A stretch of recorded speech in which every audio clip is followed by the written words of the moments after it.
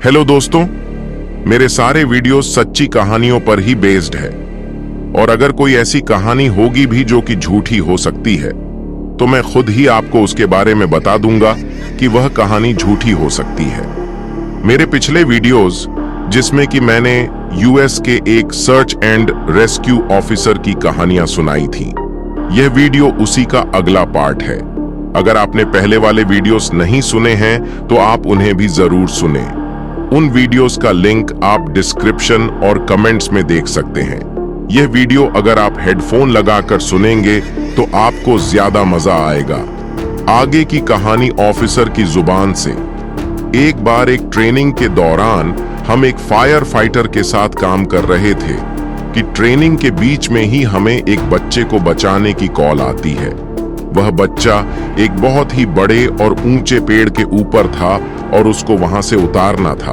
उन्होंने ज्यादा कुछ तो नहीं बताया, बस इतना ही बताया कि यहाँ आ जाओ, क्योंकि हमारे पास उसको नीचे उतारने के लिए सामान नहीं है और वह फायर फाइटर इस काम में एक्सपर्ट था। इसीलिए वह और हम सब उस जगह पहुंचे जहां वह बच्चा था। वहां जाकर हमने देखा कि वह तो बहुत ही बड़ा पेड़ था, शायद उस जंगल का सबसे बड़ा पेड़ होगा ये वह फायर फाइटर। इतने ऊंचे पेड़ को देखकर पहले तो हंसा कि इस पर कोई बच्चा कैसे चढ़ सकता है, और जरूर उन्होंने किसी बच्चे के बजाय किसी बिल्ली को ऊपर चढ़ते हुए देख लिया होगा। लेकिन हमारा सुपरवाइजर मजाक के मूड में नहीं था। उसने उसको ऊपर जाकर बच्चे को नीचे उतारने के लिए बोला। उसने बताया कि जब वह ऊपर जा रहा था तो एक बार तो उसको लगा कि हम उसके साथ कोई प्रैंक कर रहे हैं, क्योंकि वह पेड़ इतना बड़ा था कि उस पर किसी बच्चे का जाना इम्पॉसिबल था। ऊपर जाते हुए वह बीच बीच में पीछे मुड़ मुड़ कर भी देख रहा था। हमारी तरफ उसने बताया कि वह पेड़ नीचे से तो बहुत मोटा था, लेकिन ऊपर की तरफ बहुत ही पतला होता जा रहा था। इतना पतला कि एक बार तो उसको लगा कि शायद वह उसका वेट भी नहीं संभाल पाएगा। फिर वह जैसे ही पेड़ के बिल्कुल ऊपर पहुंचने वाला होता है, उसको ऊपर कुछ नीला नीला दिखाई देता है। वह बच्चे की शर्ट थी जो कि टहनियों में फंसी हुई थी। उसने बच्चे को आवाज लगाई और उसको थोड़ा पास आने के लिए बोला। बच्चे ने कोई जवाब नहीं दिया। उसने बताया कि जब तक मैं बच्चे के करीब पहुंचा, मुझे पता चल गया था कि यह बच्चा कोई जवाब नहीं देगा, क्योंकि वह जिंदा ही नहीं था। पास पहुंचकर उसने देखा कि बच्चा एक टहनी से लटका हुआ है, ऐसा मानो कि किसी ने ऊपर से गिराया हो। उसने बच्चे को घुमा के उसका चेहरा देखा तो उसके होश उड़ गए। बच्चे के पेट की अतद्धियां उसके मुंह से बाहर लटक रही थी, यहां तक कि आसपास की टहनियों में भी लटक रही थी। उसने और ध्यान से देखा तो पाया कि उसकी अतद्धियां उसके पीछे बट होल से भी बाहर निकल रही थी। उसकी आंखें बाहर लटकी हुई थी, जैसे कि किसी बहुत ही भारी चीज से उसको दबा दिया गया हो, और उसकी अतद्धियां और आंखें बाहर निकल आई हो। कभी पानी में तैरती लाश देखी है जैसे उसकी जीभ फूलकर बाहर आ जाती है? ना, बिल्कुल ऐसे ही उसकी जीभ भी बाहर निकली हुई थी और उस पर मक्खियां भिन्न भिना रही थीं। उसने बताया, फिर मैंने एक लंबी टहनी से उसकी लाश को हिलाकर पेड़ से नीचे गिरा दिया। मुझे पता है मुझे ऐसा नहीं करना चाहिए था और इस वजह से मेरी नौकरी भी जाते जाते बची थी, लेकिन उसकी इतनी डरावनी लाश को मैं अपने कंधों पर उठाकर नीचे नहीं उतरना चाहता था। ऐसा भी नहीं है कि मैंने पहली बार किसी बच्चे की लाश देखी थी, मैंने और भी बहुत डरावनी लाशें देखी थी। एक लाश तो एक बच्चे की थी जो कि आग से बचने के लिए बाथ टब में जाकर छुप जाता है और आग में झुलस के उसका सूप बन जाता है। लेकिन यह तो कुछ और ही था। उसको हाथ लगाने में भी मुझे डर लग रहा था। मैंने लाश नीचे गिरने की आवाज सुनी और मुझे पता था कि एक बार के लिए उसकी लाश को देखकर सब अपना होश खो बैठेंगे। लेकिन उन सबको पहले से ही पता था कि वो बच्चा मर चुका है, लेकिन उन्होंने मुझे बताया नहीं था, इसलिए कोई चिल्लाया भी नहीं। मैं नीचे उतरा। उतरते ही मैंने अपने सुपरवाइजर से गुस्से में पूछा कि जब उनको पता था कि बच्चा मर चुका है तो उन्होंने मुझे वहां क्यों भेजा? सुपरवाइजर ने बोला, क्योंकि यह तुम्हारा काम है और सबूत को नीचे लाने के लिए शुक्रिया। सबूत। मैंने मन ही मन सोचा कि मेरे सुपरवाइजर ने कितनी आसानी से बोल दिया सबूत, जैसे कि वह बच्चा कोई इंसान ही नहीं था, जैसे कि उसका कोई था ही नहीं इस दुनिया में जिसके साथ वह कभी खेला करता था और उनसे जुदा हो गया था और इतनी दर्दनाक मौत मरा था एक बार के लिए। तो मुझे बहुत गुस्सा आया अपने सुपरवाइजर पर, लेकिन मैं कुछ नहीं बोला। फिर सुपरवाइजर ने एक साथी को मेरे साथ भेजा।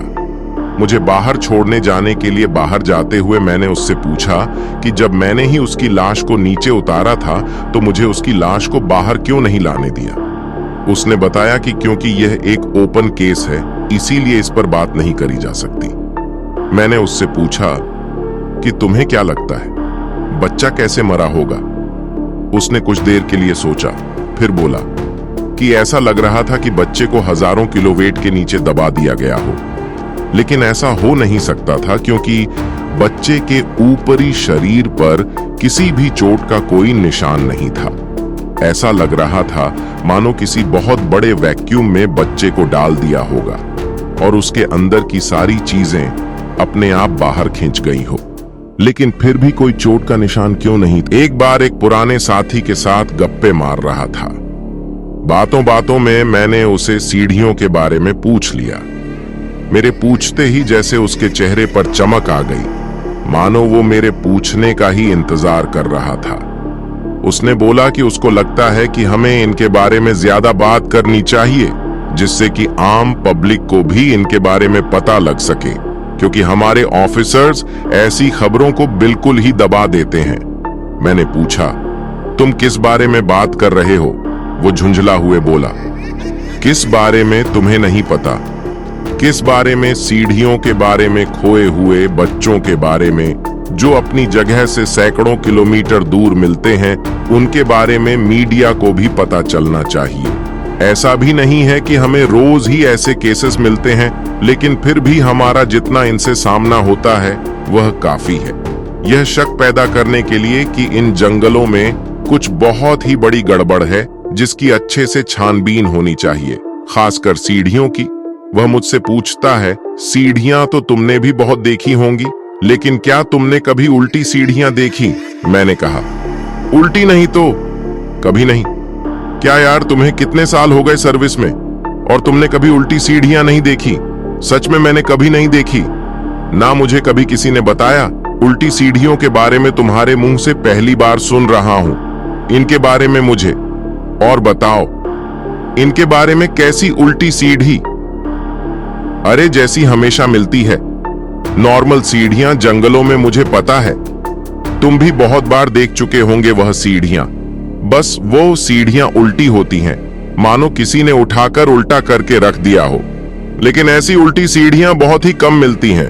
नॉर्मल वालियों से ज्यादा तो मुझे इनसे डर लगता है, पता नहीं क्यों। उसने कहा, वैसे तो मैं बहुत मजबूत दिल का हूं और आसानी से नहीं डरता, लेकिन जब भी वो उल्टी सीढ़ियां देखता हूं तो कई दिनों तक दिल से डर नहीं निकलता। बस इससे ज्यादा मुझे और कुछ नहीं पता उनके बारे में। फिर मैं उससे बिना मुंह वाले आदमी के बारे में पूछता हूं, क्या उसके पास भी ऐसा कोई केस आया कभी? तो वह मुझे इसके बारे में बताता है। उसने बताया, एक बार हम ट्रेनिंग के दौरान एक कैंप में थे, जंगल में। रात में मैं अपने टेंट में ही था कि मुझे बाहर कुछ दूर किसी के चलने की आवाज सुनाई दी। वैसे तो हम सबको इंस्ट्रक्शन होती है कि किसी भी हालत में कैंप से दूर नहीं जाना है, लेकिन फिर भी कई बार नए लड़के इधर उधर निकल जाते हैं और रास्ता भूल जाते हैं, जैसा कुछ साल पहले हुआ था, जब एक नया लड़का रास्ता भूल गया था और पहाड़ से नीचे गिरकर मर गया था। तो मुझे लगा कि शायद यह कोई हमारे ही टीम का लड़का है और टॉयलेट के लिए बाहर गया होगा और रास्ता नहीं ढूंढ पा रहा होगा वापस आने का। तो मैं अपने टेंट से बाहर निकलकर कैंप से बाहर आ जाता हूं और आवाज मारता हूं कि कैंप यहां है और वह इस तरफ आ जाए और जंगल में ज्यादा दूर ना जाए। लेकिन वह आवाज सुनकर जंगल के अंदर की तरफ ही चलता जाता है और मैं भी उसके पीछे पीछे ही चल दिया।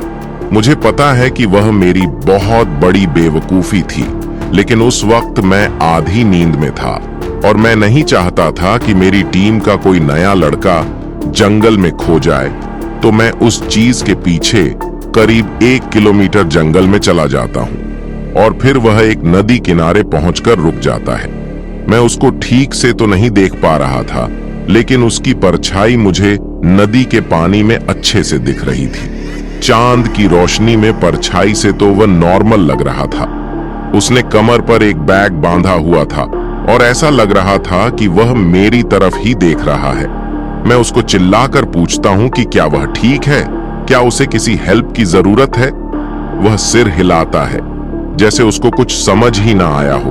मैं जंगल में हमेशा अपने पास एक चाकू रखता हूं जिसमें कि एक टॉर्च लगी हुई है, तो मैं अपनी टॉर्च जलाकर उसकी छाती पर लाइट मारता हूं। उसको देखने के लिए मैं उसके चेहरे पर लाइट नहीं मारता था, क्योंकि मैं नहीं चाहता था कि उसकी आंखों में लाइट लगे और वह मुझे देख ना पाए। टॉर्च की रोशनी में मैंने देखा कि वह गहरी सांसें ले रहा था। धीरे धीरे मैंने सोचा कहीं ये नींद में तो नहीं चल रहा, तो मैं थोड़ा आगे बढ़ता हूं और फिर से आवाज लगाकर पूछता हूं कि क्या वह ठीक है। वह कोई जवाब नहीं देता। फिर मैं उसके मुंह पर टॉर्च मारता हूं। कुछ ठीक से तो नहीं दिखता, लेकिन मैं समझ जाता हूं कि कुछ गड़बड़ है और मैं वहीं रुक जाता हूं। वो लंबी गहरी सांसें लिए जा रहा था और कुछ ही सेकंड्स में मैं समझ जाता हूं कि यह सांस लेने का सिर्फ नाटक कर रहा है, क्योंकि वह बहुत ही ज्यादा लंबी सांसें ले रहा था और उसके कंधे और चेस्ट भी नॉर्मल नहीं लग रहे थे। मैं उससे चिल्लाकर पूछता हूं कौन हो तुम, तो वह एक अजीब सी दबी हुई आवाज निकालता है। मैं फिर से उसके मुंह पर लाइट मारता हूं तो मेरे होश उड़ जाते हैं। उसका तो कोई चेहरा ही नहीं था। मैं हड़बड़ा जाता हूं और देखता हूं कि वह मेरे पास आ गया है, लेकिन वह तो अपनी जगह से हिला भी नहीं।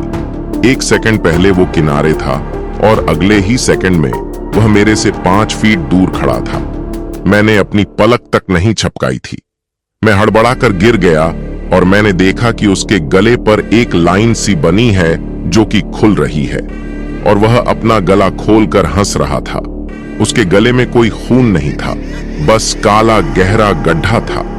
मैं सच कह रहा हूं, वह मुझे देखकर अपना गला खोलकर हंस रहा था, जैसे हम मुंह खोलकर हंसते हैं ना, बस वह अपना गला खोलकर हंस रहा था। मैं उठकर अपने कैंप की तरफ तेजी से भागता हूं। मैंने उसके अपने पीछे आने की कोई आवाज नहीं सुनी, लेकिन मुझे पता था कि वह मेरे पीछे ही है। मैं उसको महसूस कर सकता था।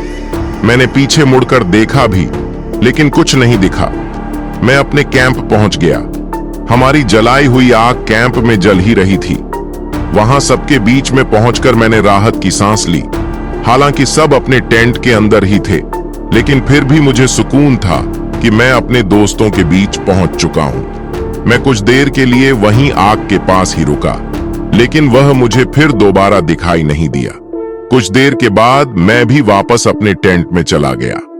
उस रात जो हुआ वह बिल्कुल एक डरावने सपने की तरह था। कुछ दिन पहले हम कई सारे दोस्त साथ में खाना खा रहे थे रात में और एक दूसरे को डराने के लिए डरावनी भूतों की कहानियां सुना रहे थे। ज्यादातर डरने वाले नए लड़के ही हुआ करते थे, लेकिन एक लड़की ने एक ऐसी कहानी सुनाई जिसे सुनकर मैं भी डर गया था। सच बताऊं तो मुझे नहीं पता कि वह कहानी सच्ची थी या नहीं, लेकिन उसने कसम खाई थी कि वह कहानी बिल्कुल सच्ची है और मुझे भी यही लगा था कि वह सच बोल रही है। उसने बताया कि जब वह छोटी थी तब उनके घर के पीछे एक बहुत ही बड़ा जंगल हुआ करता था और वह अपनी दोस्त के साथ अक्सर उस जंगल में जाकर खेला करती थी। वह लोग जिस इलाके में रहते थे वहां के जंगल बाकी जंगलों की तरह नहीं थे, बल्कि बहुत ही ज्यादा घने थे। इतने घने कि दिन के समय भी जल के अंदर अंधेरा रहता था, क्योंकि रोशनी पेड़ों को पार करके नीचे नहीं पहुंच पाती थी। तो वह और उसकी दोस्त उसी इलाके में पले बड़े थे, इसीलिए जंगल में खेलने जाते हुए उनको ज्यादा डर भी नहीं लगता था, लेकिन फिर भी थोड़ा सावधान जरूर रहते थे। उसने बताया कि उसको यह तो नहीं पता कि क्यों, लेकिन उनके पेरेंट्स उनको हमेशा जंगल के ज्यादा अंदर जाने के लिए मना करते थे। जंगल के अंदर जंगली जानवर भी नहीं थे, लेकिन फिर भी चाहे कोई छोटा हो या बड़ा, कोई भी जंगल के ज्यादा अंदर नहीं जाता था। बस यही मान लो कि यह एक तरह का अनकहा रूल था कि कोई भी जंगल के ज्यादा अंदर नहीं जाएगा। हम सब बच्चे आपस में खेलते और एक दूसरे को डराते, यह बोलकर कि जंगल के अंदर बड़े बड़े भालू हैं। हम खेल खेल में छुप जाते और भालू की आवाज निकालकर एक दूसरे को डराते। उसने बताया कि एक बार गर्मियों में बहुत सारे भयंकर तूफान आए थे। जंगल में तूफान इतने भयंकर थे कि बहुत सारे पेड़ तक हवा में उड़ गए थे और उसके घर के करीब 2 किलोमीटर दूर जंगल के एक हिस्से में आग भी लग गई थी। हालांकि आग बुझाने वाले फायर फाइटर्स ने उस आग पर काबू जरूर पा लिया था, लेकिन जब वह लोग आग बुझा के वापस आ रहे थे तो उनको देखकर ऐसा लग रहा था कि मानो वह किसी जंग से वापस आ रहे हैं। उन सबके चेहरे पर एक अजीब सी दहशत थी, मानो उन्होंने अपनी जिंदगी में ऐसी आग कभी ना देखी हो। वह ऐसे चल रहे थे जैसे कि वह जिंदा ही ना हो। यहां तक कि अगर कोई उनके पास जाकर उनसे बात करने की भी कोशिश करता तो भी वह लोग कोई जवाब नहीं देते थे, ना ही उनके चेहरे पर कोई खुशी थी। उनमें से ज्यादातर लोग बाहर से ही आए थे, इसीलिए सब कुछ नॉर्मल होते ही वे लोग भी शहर से चले गए। मैंने अपने पेरेंट्स से भी इस बारे में पूछना चाहा, लेकिन उन्होंने कोई ध्यान ही नहीं दिया। कुछ दिन बाद जब सब कुछ नॉर्मल हो गया तो एक दिन मैं और मेरी दोस्त ने प्लान बनाया कि हम जंगल के उस इलाके में जाकर देखते हैं जहां आग लगी थी। हमने अपने घर वालों को भी नहीं बताया था। इस बारे में हम दोनों बच्चे ही थे और यह सोचकर कि हम दोनों बिना घर वालों को बताए जंगल में जाएंगे, हम बहुत एक्साइटेड हो गए थे। हम करीब 3-4 किलोमीटर पैदल चलते चलते उस इलाके में पहुंच गए जहां आग लगी थी। वहां चारों तरफ जले हुए पेड़ ही खड़े थे। मुझे याद है मेरी दोस्त कुछ जले हुए हिरण देखकर डर गई थी। वह हिरण आग में बिल्कुल झुलस चुके थे और पेड़ों से चिपके हुए थे। उसने मुझसे बोला कि इनको जमीन में दफना देते हैं, लेकिन मैंने मना कर दिया क्योंकि मुझे उनके सींग बहुत अजीब से लग रहे थे और मैं नहीं चाहती थी कि हम में से कोई भी उनके नजदीक जाए। हम जितना अंदर जाते जा रहे थे, हमें उतनी ज्यादा झुलसी हुई चीजें मिलती जा रही थी। आखिर में हम एक ऐसी जगह पहुंच गए जहां एक भी पेड़ नहीं बचा था। सब आग में खत्म हो चुके थे। ऐसा लग रहा था कि मानो हम किसी दूसरी दुनिया में आ गए हैं। कहीं कुछ हरा नजर ही नहीं आ रहा था, बस सब जगह काला रंगी था। आग में लस्सी हुई चीजों का हम वहीं खड़े वो सब देख ही रहे थे कि अचानक दूर से हमें किसी के चिल्लाने की आवाज आती है। मैं डर गई क्योंकि मुझे लगा वह मेरे पापा हैं और अब मेरी पिटाई होगी। जंगल में बिना बताए आने के लिए मेरी दोस्त भागकर एक बड़े पत्थर के पीछे छुप गई क्योंकि वह नहीं चाहती थी कि मेरे पापा उसको वहां देखें। उसके घर वालों ने भी उसको सख्त बना करा था जंगल में अकेले जाने के लिए, और वह तो अपने घर ये बताकर आई थी कि वह मेरे घर एक मूवी देखने जा रही है। मैं वहीं खड़ी रहती हूं और महसूस करती हूं कि वह आवाज हमारे करीब आ रही थी। मैं ध्यान से सुनती हूं तो पता लगता है कि कोई हेल्प के लिए आवाज लगा रहा था। मुझे लगा वह कोई हाइकर होगा जो कि जंगल में खो गया है और मदद के लिए आवाजें मार रहा है, क्योंकि अक्सर ऐसा होता ही रहता था। उस जंगल में तो मैं भी उसको आवाज देती हूँ और वह मेरी आवाज का पीछा करते करते मेरे पास आ जाता है। वह मुझसे थोड़ी दूर खड़ा होता है तो मैं देखती हूँ कि उसका चेहरा बिल्कुल लाल है। मैंने अपनी दोस्त को आवाज लगाई उसका बैग लाने के लिए, क्योंकि उसके बैग में फर्स्ट एड किट थी, लेकिन वह चिल्लाकर मुझसे बोलती है, तुमने उसका चेहरा देखा? मैं उसको गुस्से से चुप होने के लिए बोलती हूँ और भाग के उस आदमी के पास जाने लगती हूँ। और जब मैं उसके पास पहुंचती हूँ तो देखती हूँ कि उसकी नाक और होंठ गायब हो चुके हैं, मानो जैसे किसी तलवार से एक झटके से काट दिए हों। उसके चेहरे से बहुत ही ज्यादा खून निकल रहा होता है। मेरा ध्यान उसके घुटनों पर भी जाता है तो देखती हूँ कि उसके घुटनों से भी खून निकल रहा था। ये देखकर मैं तो बहुत ज्यादा डर गई थी। इतनी ज्यादा कि डर के मारे पीछे भी नहीं हो पा रही थी। वह मेरे कंधे पकड़ लेता है।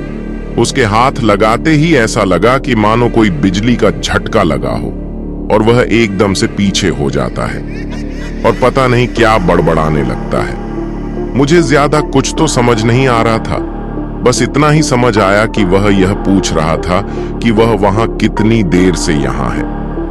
उसने मुझसे पूछा कि उसकी यूनिट कहां है।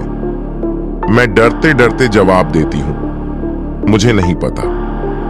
वह मुझे ध्यान से देखता है। मेरे पास मेरा वॉकमैन भी था, जिसे देखकर वह चिल्लाता है। वह लगातार बड़बड़ा जा रहा था और अपने चेहरे को टच किए जा रहा था।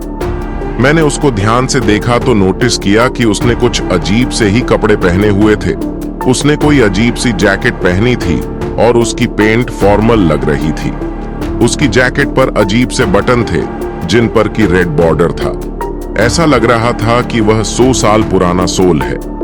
मैंने उसको बोला कि मुझे कुछ समझ नहीं आ रहा है कि आप क्या बोल रहे हैं। मैंने फर्स्ट एड बॉक्स को खोलना चाहा, लेकिन वह फिर से मुझ पर चिल्लाया, मुझे मत छेड़ो, तुम मुझे वापस वहां भेज दोगी। इतना बोलते ही वह वहां से भाग गया। भागते वह चीखे जा रहा था, और जब उसके चीखने की आवाज मुझे सुनाई देने बंद हुई तो मैं पलट कर देखा तो मेरी दोस्त मेरे पीछे खड़ी रो रही थी। फिर हम दोनों भागकर अपने घर की तरफ जाने लगे। वह बार बार मुझसे पूछ रही थी कि वह आदमी कौन था। मैं कुछ नहीं बोली। घर पहुंचकर हम दोनों ने फैसला किया कि हम अब कभी जंगल में नहीं जाएंगे। हम आज भी अच्छे दोस्त हैं, लेकिन उस दिन के बाद हमने उस आदमी के बारे में कभी कोई बात नहीं की। दोस्तों, अगर आपको ये इन्फॉर्मेशन अच्छी लगी है तो लाइक करें और सब्सक्राइब करें हमारे चैनल को।